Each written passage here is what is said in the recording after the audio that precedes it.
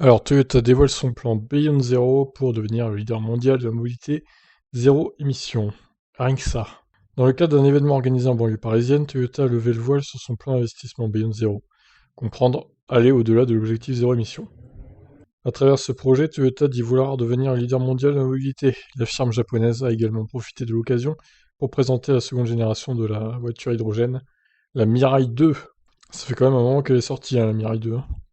L'objectif est de parvenir à toucher des clients que l'on ne peut plus ou que l'on ne peut pas toucher avec nos voitures ou nos services traditionnels. Que cela soit pour des raisons de mobilité réduite, des situations de handicap ou autre chose, les voitures traditionnelles ne suffisent plus à répondre à tous les besoins en matière de mobilité. C'est la raison pour laquelle le président du groupe a fixé comme cap de faire de Toyota non plus un simple constructeur automobile, mais le leader mondial de la mobilité pour tous. Pour l'heure, Toyota est un des rares grands constructeurs à ne pas tout miser sur les hybrides rechargeables et les véhicules 100% électriques. Pionnier et leader de la motorisation hybride, avec 17 millions de voitures écoulées dans le monde depuis 1997, il compte bien encore capitaliser longtemps sur cette technologie. Ouais, c'est bien le problème d'ailleurs, hein. La marque s'est fixée comme objectif de commercialiser 55 modèles électrifiés Toyota et Lexus d'ici 2025, avec un mix de motorisation largement dominé par les hybrides, 70% d'hybrides, 10% seulement d'hybrides rechargeables, et 10% zéro émission électrique et hydrogène compris, donc les deux mélangés, et 10% de thermique pure sans hybridation. Voilà, c'est... Waouh, quelle ambition, j'ai envie de dire. La raison pour laquelle le groupe ne se précipite pas dans la course au modèle branché et 100% électrique est l'accessibilité prix. À l'heure actuelle, l'hybride constitue la seule technologie comparable au thermique en termes de tarifs, et donc la seule qui permet de renouveler rapidement les véhicules anciens qui émettent le plus de CO2. Oui, mais les hybrides, elles en émettent pas mal quand même du CO2. Alors certes, un peu moins que les thermiques pures, mais en vrai, bon, ça change pas grand-chose sur route et autoroute. Ça change un peu la donne en ville, la conso, c'est sûr. Mais surtout sur autoroute, ça, c'est inutile, les hybrides. Alors pour les gros rouleurs, vous me direz, ça sert à rien, quoi. Et même en 90, hein, l'hybridation, honnêtement, ça fait gagner un poil de dixième de litre de conso. On va dire, c'est pas non plus un litre entier hein, que ça fait gagner, faut pas croire ça, hein. Donc franchement, l'hybride pour moi c'est dépassé, hein. Dans le même temps, Toyota veut être le champion du service client en proposant ce qu'il appelle une expérience client mémorable, ou Kinto en japonais.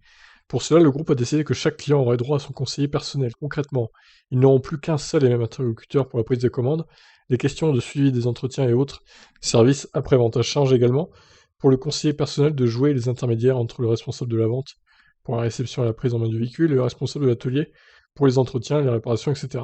Ça, c'est pas mal, ok, d'accord. Le constructeur met également en avant des services connectés complémentaires plus classiques via l'application mobile Mighty, comprenant notamment le coaching hybride, la localisation à distance du véhicule, la planification de trajet, etc. Pour finir, Toyota inclut dans cette expérience un client mémorable de la sécurité en visant le zéro accident grâce au développement de systèmes de sécurité passive automatisés Total Safety Sense. Chaque année, le groupe investit près de 9 milliards d'euros en recherche et développement et s'est imposé plusieurs défis pour les 30 années à venir et vise le zéro émission pour 2050 pour l'ensemble de sa gamme de véhicules. 2050, c'est dans 30 ans, sans déconner. C'est tellement loin dans 30 ans, mais il y aura que des voitures électriques, les gars, dans 30 ans sur la route. Il y aura plus de thermique, quoi, hein. Il y aura même plus d'hybride, hein. Son projet le plus ambitieux réside sans doute dans sa volonté de bâtir une cité futuriste expérimentale de A à Z au pied du mont Fuji, au Japon, basée sur d'anciennes friches industrielles de Toyota d'une surface de 70 hectares.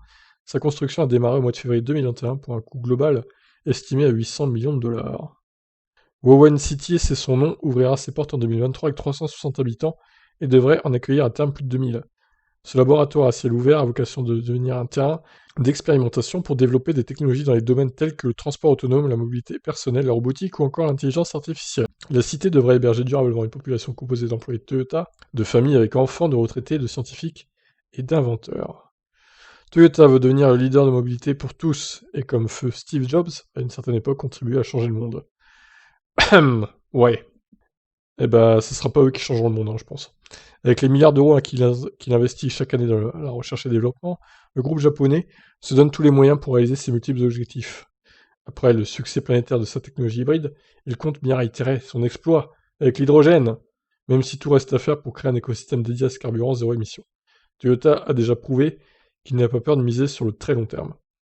Les investissements pour développer la production et le réseau de stations à hydrogène se multiplient de toutes parts, y compris en France où l'État s'est engagé à verser 7,2 milliards d'euros d'ici 2030. D'ici là, les constructeurs parviendront sans doute à peaufiner leur motorisation à hydrogène en optimisant la taille des différents éléments, piles à combustible, batteries, réservoirs, nécessaires à leur fabrication afin d'optimiser l'habitabilité des véhicules. Ils devraient également continuer à améliorer les performances des piles à combustible et réduire leur coût de production. Après l'électrique, l'hydrogène sera peut-être à l'origine de la prochaine révolution automobile. Ça, par contre, je pense pas. Je pense que les deux cohabiteront, effectivement. Peut-être que l'hydrogène, dans 10 ans, ça sera crédible pour les voitures particulières, en termes de coût et tout, et de propreté de fabrication aussi, parce que ne pensez pas que l'hydrogène, c'est que de l'eau, hein. Il y a quand même de la fabrication derrière, qui utilise pas mal de ressources, comme de l'électricité, par exemple.